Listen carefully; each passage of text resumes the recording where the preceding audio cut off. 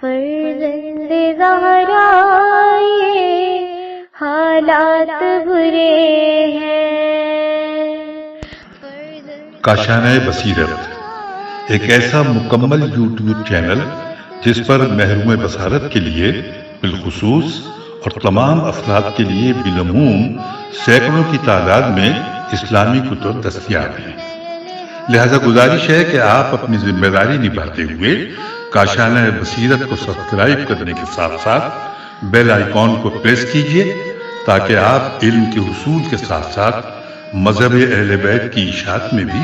اہم کردار ادا کرتے رہیں۔ کاشانہ بصیرت۔ فرزند زہرا یہ حالات برے ہیں۔ بسم اللہ الرحمن الرحیم۔ السلام علیکم۔ یہ کتاب آپ کے لیے کاشانہ بصیرت یوٹیوب چینل کی جانب سے ریکارڈ کی جا رہی ہے۔ نام کتاب حیات القلوب، جلد سوم، در بیان امامت، مؤلفہ علامہ سید محمد باقر مجلسی علیہ رحمہ۔ اب ہم کتاب کا پارٹ نمبر 30 پڑھیں گے۔ فصل نمبر 39، جنب اللہ، وجہ اللہ اور ید اللہ وغیرہ سے مراد ائمہ طاہرین علیہم السلام ہیں کا بقیہ حصہ، صفحہ نمبر 366۔ دوسری آیت، پارہ نمبر 20 سورہ قصص، آیت نمبر 88، یعنی سوائے وجہ خدا کے ہر شے ہالک و فانی ہے، ہر شے ہالک و فانی ہے۔ اکثر مفسرین نے کہا ہے کہ مراد وجہ خدا سے ذات ہے اور ہر چیز قیامت سے پہلے فنا ہو جائے گی اور پھر پیدا ہوگی۔ بعضوں نے کہا کہ خدا کا دین اور اس کی عبادت مراد ہے۔ ابن بابویہ نے توحید میں ابن خثیمہ سے روایت کی ہے کہ میں نے حضرت صادق علیہ السلام سے اس آیت کی تفسیر دریافت کی۔ فرمایا وجہ خدا دین خدا ہے اور حضرت سرور کائنات اور امیر المومنین دین خدا تھے، اور خدا کے بندوں کے درمیان خدا کی آنکھ تھے جو ان کے اعمال کو خدا کے نور سے دیکھتے تھے، اور خدا کی زبان تھے کہ خدا ان کے ذریعے سے گفتگو کرتا تھا، اور یہ حضرات خدا کے علوم کو اس کے بندوں تک پہنچاتے تھے، اور خدا کا ہاتھ یعنی اس کی مخلوق پر اس کی رحمت تھے، اور ہم ہیں وجہ خدا۔ بندے ہمارے نزدیک ہمارے ذریعے سے خدا تک پہنچ سکتے ہیں جب تک خدا چاہے گا کہ اس کی مخلوق کے حالات درست رہیں، ہم کو ان کے درمیان باقی رکھے گا، اور جب وہ چاہے گا کہ ان پر عذاب کرے اور ان میں کوئی اچھائی نہ دیکھے گا تو ہم کو ان کے درمیان سے نکال لے جائے گا۔ اس کے بعد جو عذاب چاہے گا ان پر بھیجے گا۔ نیز بسند معتبر انہی حضرت سے روایت ہے کہ خدا نے ہماری بہترین خلقت کی اور ہم کو بہترین صورت عطا کی، اور ہم کو اپنے بندوں کا نگران قرار دیا، اور اپنی گویائی کی زبان بخشی، اور اپنا کشادہ ہاتھ اپنے بندوں کے لیے ہم کو بنایا اور وجہ خدا قرار دیا۔ لہٰذا جو شخص خدا کا تقرب چاہتا ہے ہمارے ذریعے سے خدا کی جانب چلے اور ہم کو باب خدا بنائے کہ لوگوں کو اس کی جانب ہدایت کرتے ہیں، اور ہم ہیں آسمان و زمین میں خزینہ دار خدا، ہماری برکت سے درخت پھل دیتے ہیں اور کمال کو پہنچتے ہیں، اور نہریں جاری ہوتی ہیں، ہماری برکت سے آسمان سے بارش ہوتی ہے اور زمین میں سبزے اگتے ہیں، ہم کو عبادت کرتے ہوئے دیکھ کر خدا کی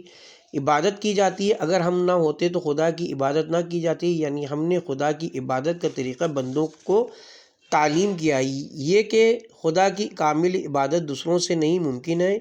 یا یہ کہ ہماری ولایت عبادت کی قبولیت کی شرط ہے۔ اگر ہماری ولایت نہ ہوتی تو کوئی عبادت قبول نہ ہوتی۔ ابن شہر عاشوب اور دوسرے محدثین نے بہت سی سندوں کے ساتھ حضرت باقر و صادق علیہم السلام سے اس آیت کی تفسیر میں روایت کی ہے۔ ہم ہیں وجہ خدا، ہماری جانب سے خدا کی طرف جانا چاہیے۔ ابن مہیار اور صفار نے روایت کی کہ سلام بن مستشر نے حضرت باقر علیہ السلام سے اس آیت کی تفسیر دریافت کی۔ حضرت نے فرمایا خدا کی قسم ہم وجہ خدا ہیں، قیامت کے دن تک باقی رہیں گے، برطرف نہیں ہوں گے۔ خدا نے لوگوں کو ہماری اطاعت و ولایت کا حکم دیا ہے۔ ہم میں سے کوئی جب دنیا سے رخصت ہوتا ہے بے شک ہم میں سے دوسرا امر امامت کے ساتھ قیام کرتا ہے۔ قیامت تک یہ سلسلہ جاری رہے گا، اور بروایت صفار فرمایا کہ قیامت میں وہ ہلاک نہ ہوگا جو ہماری امامت کے اعتقاد کے ساتھ ہماری اطاعت و پیروی کرے گا۔ علی بن ابراہیم نے بسند موثق حضرت باقر علیہ السلام سے روایت کی کہ آپ نے اس آیت کی تفسیر میں فرمایا کہ کیا لوگ یہ گمان کرتے ہیں کہ تمام چیز فنا ہو جائے گی اور خدا کا چہرہ باقی رہے گا؟ خدا اس سے عظیم طرح کہ اس کو مخلوقات کی صفتوں سے متصف کریں اور اس کو دوسروں کی طرح منہ ہو۔ آیت کے یہ معنی کہ تمام چیزیں فانی اور ہالک ہیں، لیکن دین خدا قائم و باقی رہے گا، اور ہمیں وہ چہرہ جن کے ذریعے سے دین خدا اور اس کی معرفت اور اس کی عبادت سیکھنا چاہیے۔ جب تک خدا کو بندوں کی ضرورت ہے، یعنی ان کو جب تک اپنی عبادت و معرفت کے قابل جانتا ہے، ہم کو ان کے درمیان باقی رکھے گا، اور جب بندوں میں کوئی خیر و بھلائی نہ دیکھے گا، ہم کو اپنی رحمت و کرامت کی جانب اوپر اٹھا لے گا، پھر وہ ہمارے متعلق جو مناسب سمجھے گا عمل میں لائے گا۔ اور ابن بابویہ اور کلینی نے روایت کی ہے، امام محمد باقر علیہ السلام سے فرمایا کہ جو عہد خدا نے ہمارے پیغمبر سے لیا ہے وہ ہم ہیں، وجیہ اللہ جو زمین میں تمہارے درمیان چلتے پھرتے ہیں، جس نے ہم کو پہچانا اس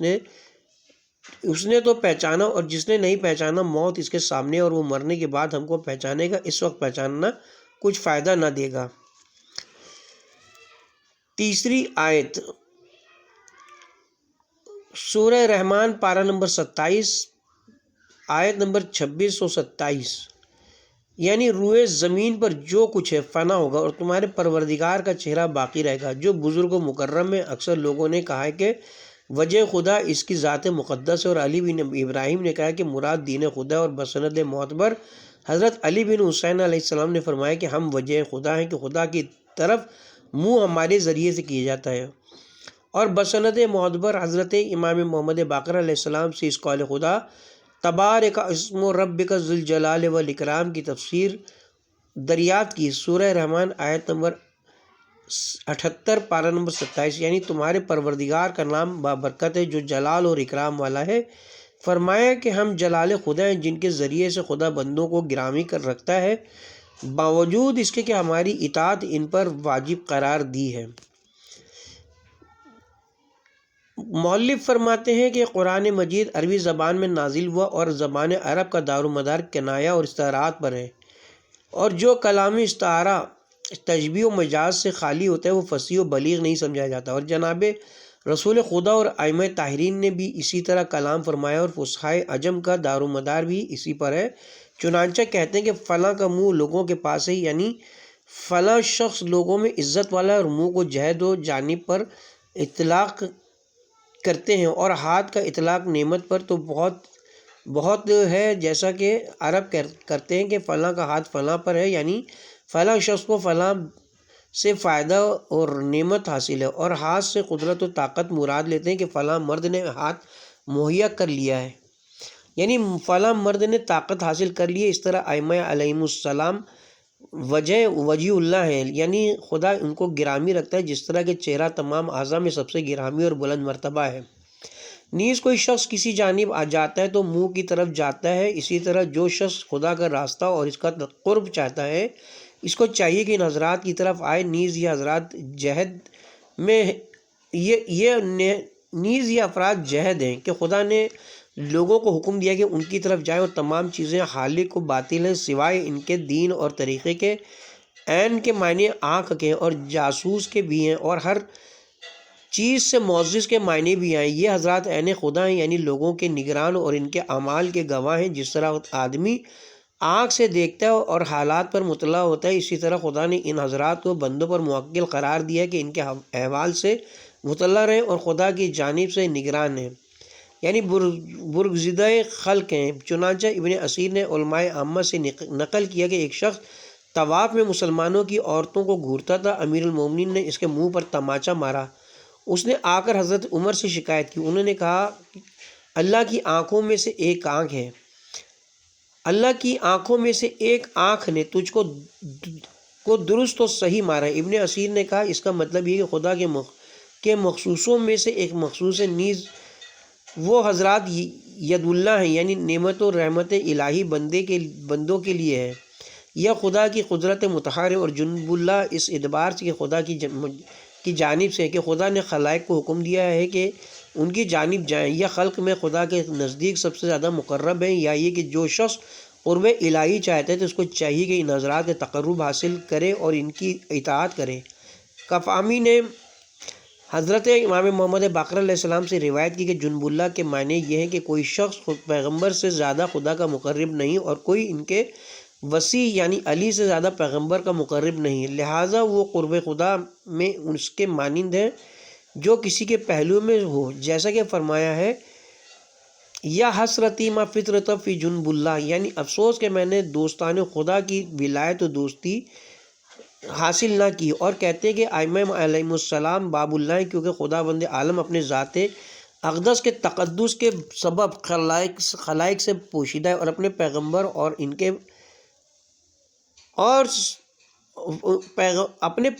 ان کے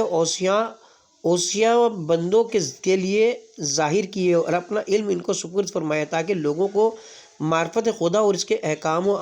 امر و نواہی میں جو کچھ ضرورت ہو ان سے حاصل کریں، لہٰذا وہ حضرات بمنزلہ دروازے خدا اور اس کے نگران و محافظ ہیں۔ چونکہ جناب رسول خدا نے تمام علوم و حکمت امیر المومنین علیہ السلام کو تعلیم فرمایا اور فرمایا کہ میں علم کا شہر ہوں اور علی اس کا دروازہ ہے، اور خدا نے خلق پر علی کی اطاعت و فرمانبرداری واجب قرار دی، جبکہ قصہ بنی اسرائیل میں فرمایا کہ دروازے میں خضوع و تعظیم کے ساتھ داخل ہو اور کہو کہ ہمارے گناہوں کو مٹا دے تاکہ میں تمہارے گناہوں کو بخش دوں، اور میں تو نیک لوگوں کو جلد ثواب عطا کرنے والا ہوں۔ اور اہل بیت کے بارے میں فرمایا کہ میرے اہل بیت اس امت میں مثل باب بنی اسرائیل، لہٰذا اس امت میں سے اسی امت کی طرف اشارہ کیا کہ ان کی تعظیم اور ان کی اطاعت و فرمانبرداری کریں۔ پھر فرمایا کہ محسنین اور نیکوکاروں سے مراد وہ لوگ ہیں جو اس دروازے کی فضیلت و بلندی مرتبے میں شک نہیں کرتے۔ اور دوسری جگہ خداوند تعالیٰ نے فرمایا یعنی گھروں میں ان کے دروازوں سے آؤ، اور دروازوں سے مراد ائمہ علیہم السلام ہے جو علم کے گھر اور حکمت کے معدن ہیں، اور وہی ابواب خدا اور خدا کی جانب بندوں کا وسیلہ ہے، اور بہشت کی جانب دعوت دینے والے قیامت تک اور اس کی طرف ہدایت کرنے والے ہیں۔ اس کے ساتھ ہی یہاں پر فصل 39 جنب اللہ، وجہ اللہ اور ید اللہ وغیرہ سے مراد ائمہ طاہرین علیہ السلام کا اختتام ہوتا ہے، اور صفحہ نمبر 369 پہ آغاز ہوتا ہے 40ویں فصل اس بیان میں کہ ائمہ علیہم السلام اور ان کے شیعہ محل رحمت الہی حزب اللہ، بقیت اللہ اور محل علوم انبیاء ہیں۔ اس بارے میں بھی آیتیں بہت ہیں۔ پہلی آیت پارہ نمبر 12 سورہ ہود آیت نمبر 118 اور 119، یعنی اگر تمہارا پروردگار چاہتے تو یقیناً سب لوگوں کو ایک امت بناتا، یعنی ایک دین و مذہب پر قرار دیتا ہے۔ یہ لوگ ہمیشہ مختلف دینوں پر رہیں گے سوائے اس کے جس پر تمہارا پروردگار رحم کرے، اور ان کو اسی لیے پیدا کیا۔ جاننا چاہیے کہ اس میں اختلاف ہے کہ لذالک کا اشارہ اختلاف کی طرف راجع ہے، یعنی ان کو اختلاف کے لیے پیدا کیا اور ان کو رحم کرنے کے لیے پیدا کیا۔ قول آخر مذہب امامی اور تمام اہل انصاف کے نزدیک زیادہ مناسب ہے، اور تمام معتبر حدیثیں بھی اسی پر دلالت کرتی ہیں۔ چنانچہ علی بن ابراہیم نے حضرت امام محمد باقر علیہ السلام سے روایت کی کہ وہ لوگ ہمیشہ دین میں اختلاف کرتے رہیں گے مگر خدا جس پر رحم کرے، یعنی آل محمد اور ان کے شیعہ اور ان کی پیروی کرنے والے اختلاف نہ کریں گے۔ وَلِذَالِكَ خَلَقَهُمْ، یعنی ائمہ اور ان کے شیعوں کو اہل رحمت خلق کیا ہے جو دین میں اختلاف نہیں کرتے۔ اور عیاشی نے روایت کی کہ ایک شخص نے امام زین العابدین علیہ السلام سے اس آیت کی تفسیر دریافت کی۔ حضرت نے فرمایا کہ جو لوگ اختلاف کرتے ہیں وہ اس امت میں ہمارے مخالفین ہیں، اور وہ سب کے سب آپس میں دین کے بارے میں اختلاف کرتے ہیں، اور وہ لوگ جن پر خدا نے رحم کیا ہے وہ مومنین میں سے ہمارے شیعہ ہیں، اور خدا نے ان کو ہماری طینت سے خلق فرمایا ہے۔ کیا تم نے جناب ابراہیم کا قول نہیں سنا کہ آپ نے دعا کی تھی؟ پارہ نمبر 1 سورہ بقرہ آیت نمبر 126۔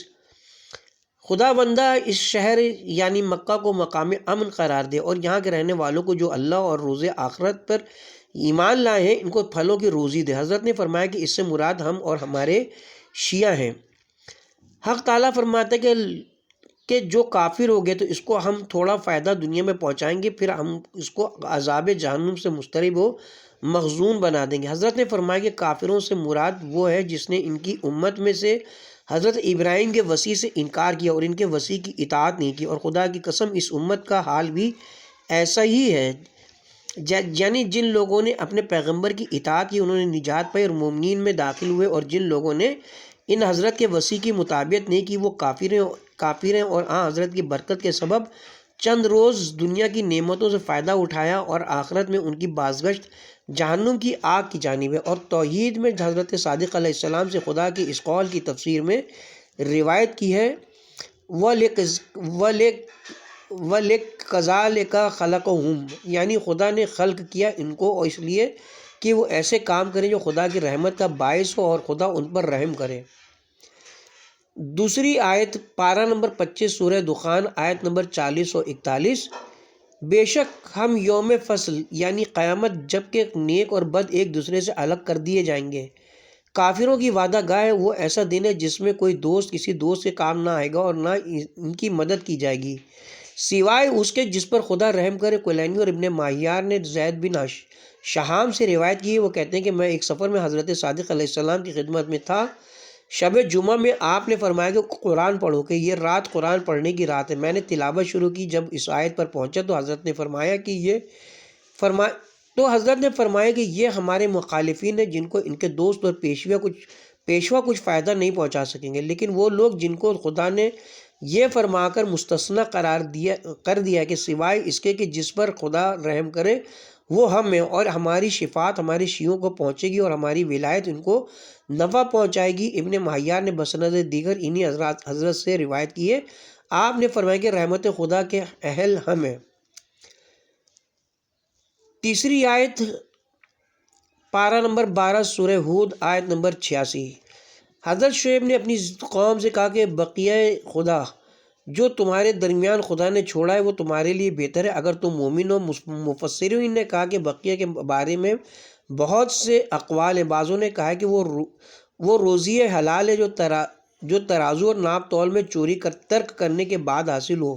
یا تمہارے خدا کا اپنی نعمتوں کو باقی رکھنا مراد ہے، یا آخرت کا باقی رہنے والا ثواب مراد ہے۔ بہت سی حدیثوں میں ائمہ اطہار علیہ السلام سے منقول ہے کہ مراد انبیاء و اوصیاء علیہ السلام ہے جن کو خدا نے زمین پر ہدایت خلق کے لیے چھوڑا ہے، یا پیغمبروں کے اوصیاء ہیں جن کو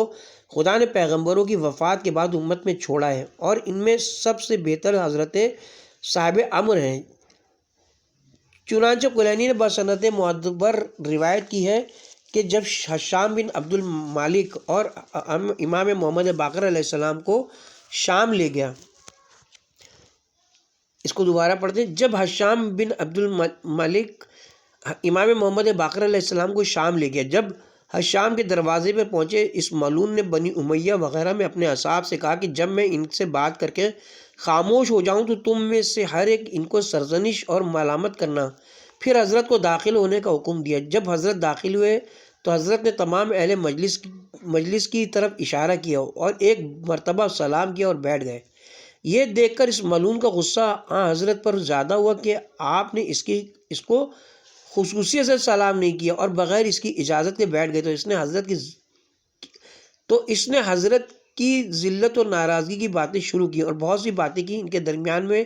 یہ بھی کہا کہ اے محمد بن علی، تم میں کا ہر شخص ہمیشہ مسلمانوں کے عصا کو توڑنے کی کوشش کرتا ہے، یعنی ان کی جمعیت کو پراگندہ کرتا ہے اور ان لوگوں کو اپنی طرف بلاتا اور امامت کا دعویٰ کرتا ہے، اور یہ نادانی، کم عقلی اور کم علمی کا سبب ہے، یعنی جو کچھ خود اس کے لائق تھا کہا۔ جب خاموش ہوا تو ان ملعونوں میں سے ہر ایک نے جو کچھ چاہا، جب سب چپ ہو گئے تو حضرت اٹھے اور فرمایا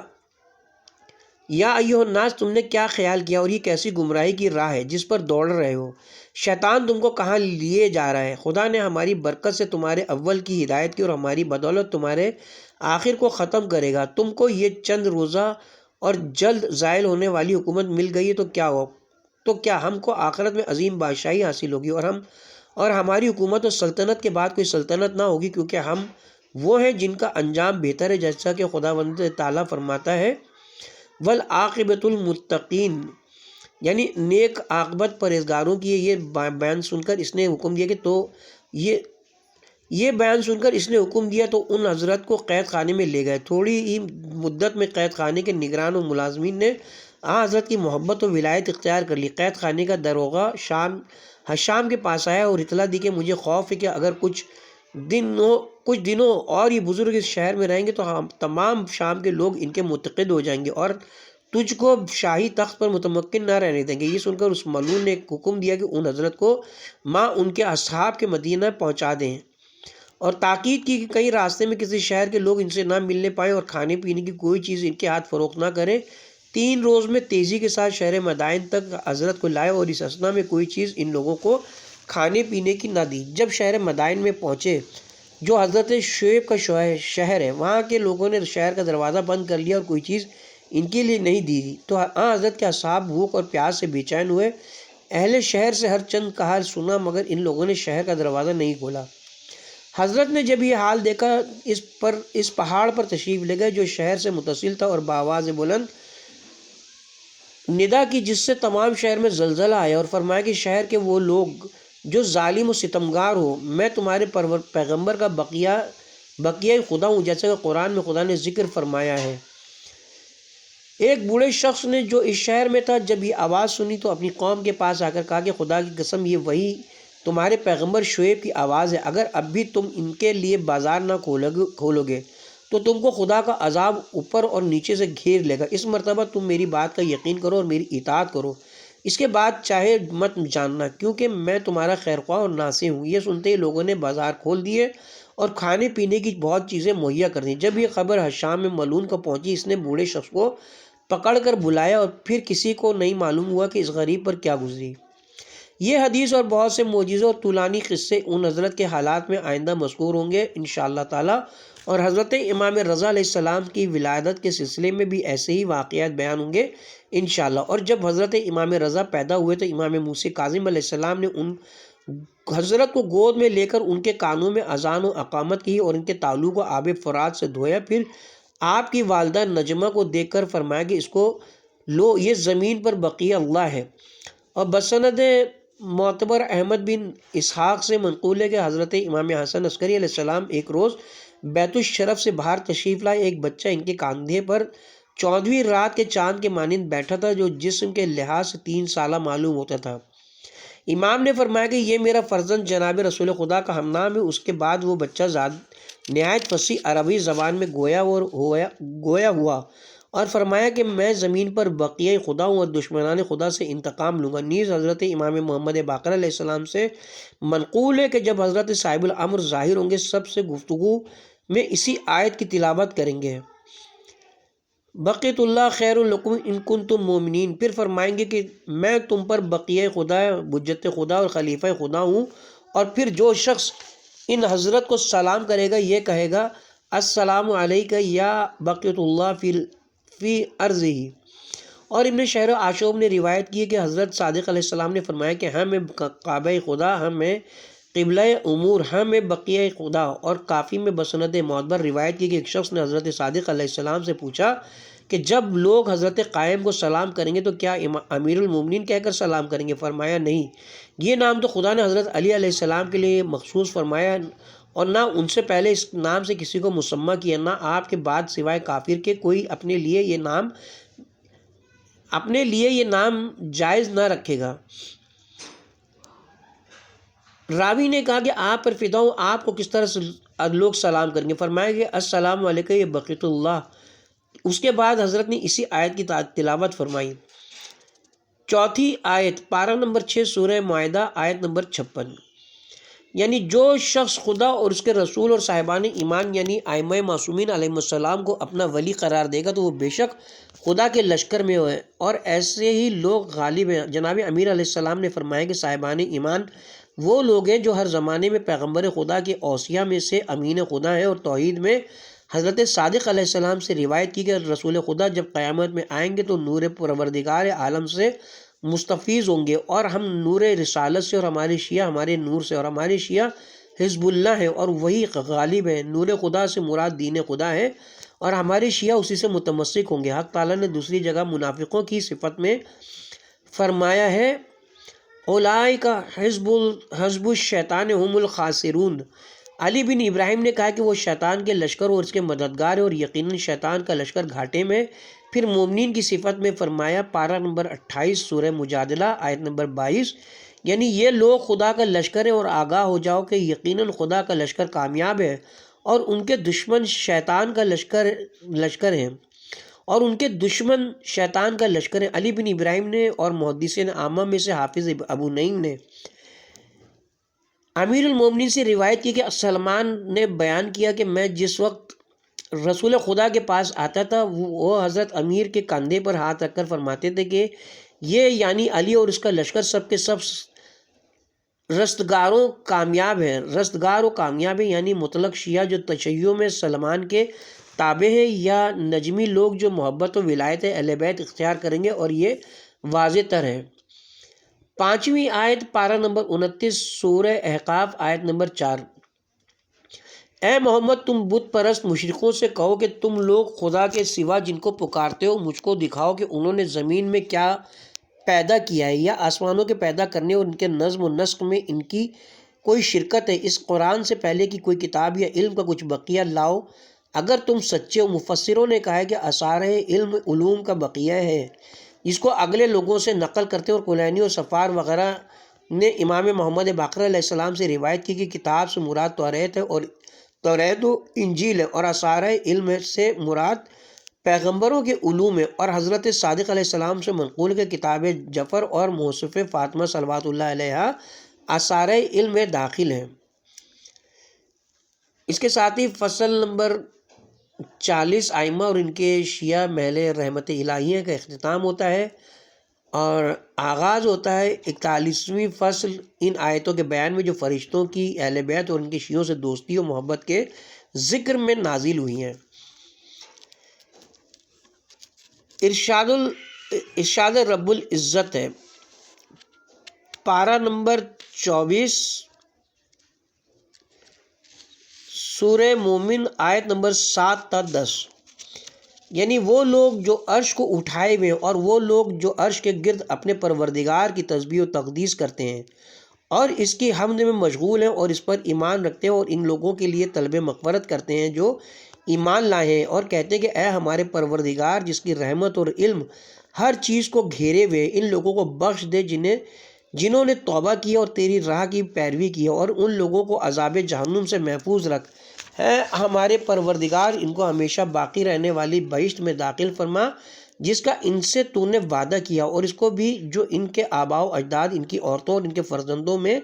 نیک ہیں۔ بے شک تو ہی غالب حکمت والا ہے، اور ان کو سیئات یعنی برائیوں سے بچا، اور جس کو تو اس دن برائیوں سے محفوظ رکھے تو بے شک تو نے اس پر بڑا رحم کیا ہے، اور یہی بڑی کامیابی۔ اور جن لوگوں نے کفر اختیار کیا ان کو قیامت کے روز ندا دی جائے گی کہ یقیناً تم پر خدا کا غیظ و غضب اس سے زیادہ سخت ہے جو تم کو خود اپنی ذات پر ہے، کیونکہ جب تم ایمان کی طرف بلائے جاتے تھے تو تم انکار کرتے تھے کلینی نے بسند معتبر ابو بصیر سے روایت کی کہ حضرت صادق علیہ السلام نے فرمایا کہ خدا کے چند فرشتے جو ہماری شیعوں کے گناہوں کو ان کی پشت سے گراتے رہتے ہیں، جیسے کہ ہوا درختوں کے پتوں کو فصل خزاں میں جھاڑ گراتی ہے۔ جیسا کہ خداوند عالم فرماتا ہے، خدا کی قسم ہے ابو بصیر اس سے تم شیعوں کے سوا کوئی مراد نہیں، ان کا استغفار تمہارے لیے۔ اور عیون میں امام رضا علیہ السلام سے روایت ہے کہ آپ نے فرمایا کہ فرشتے ہمارے شیعوں کے خادم ہیں۔ پھر حضرت نے یہ آیت پڑھی اور فرمایا کہ اس آیت میں مومنوں سے مراد وہ لوگ ہیں جو ہماری ولایت پر ایمان لائے ہیں۔ اور علی بن ابراہیم نے بسند معتبر روایت کی کہ حضرت صادق علیہ السلام سے لوگوں نے پوچھا کہ فرشتے زیادہ ہیں یا آدم کی اولاد؟ حضرت نے فرمایا خدا کی قسم جس کے قبضے میں میری جان ہے، آسمانوں میں فرشتے اس سے بھی بہت زیادہ ہیں جس قدر زمین میں ذرے ہیں۔ آسمان میں قدم رکھنے کی کوئی جگہ نہیں جہاں فرشتے نہ ہوں جو خدا کی تسبیح و تقدیس کرتے ہیں، اور زمین میں کوئی درخت اور کوئی کنکر نہیں مگر یہ کہ اس پر ایک فرشتہ موکل ہے، اور ہر روز اس کا عمل، اور ہر روز ہم اہل بیت کی ولایت کے اظہار سے خدا کا تقرب چاہتے ہیں، اور ہمارے دوستوں اور شیعوں کے لیے طلب آمرزش کرتا ہے اور ہمارے دشمنوں پر لعنت کرتا ہے اور خدا سے سوال کرتا ہے کہ ان پر سخت عذاب نازل کرے۔ نیز حضرت امام محمد باقر علیہ السلام سے اس قول خدا پارہ نمبر 23 سورہ مومن آیت نمبر 6 یعنی اسی طرح تمہارے پروردگار کا حکم عذاب ان پر لازم ہو گیا ہے جو کافر ہو گئے، بے شک وہ لوگ جہنمی ہیں۔ حضرت نے فرمایا وہ بنی امیہ ہیں اور قول پروردگار سے مراد رسول خدا ہیں اور ان کے بعد ان کے اوصیاء ہیں جو حامل علم الہی ہیں۔ ومن حولہ سے مراد فرشتے ہیں جو تسبیح و تقدیس میں حمد خدا کرتے ہیں اور ان لوگوں کے لیے مغفرت طلب کرتے ہیں جو ایمان لائے، وہ شیعان علی ہیں، وہ شیعان آل محمد ہیں۔ فاغفر للذین تابوا کہتے ہیں کہ خدا بندہ ان لوگوں کو بخش دے جنہوں نے ظالمان آل محمد اور تمام بنی امیہ کی محبت سے توبہ کی ہے۔ واتبعوا سبیل کا اور ولی خدا امیر المومنین کی مطابقت کی ہے۔ ومن صلح من آباہم تا آخر آیت یعنی جو شخص ان کے آباء و اجداد اور اولاد اور عورتوں میں سے نیک اور صالح ہیں۔ حضرت نے فرمایا صالح وہ ہیں جنہوں نے ولایت علی بن ابی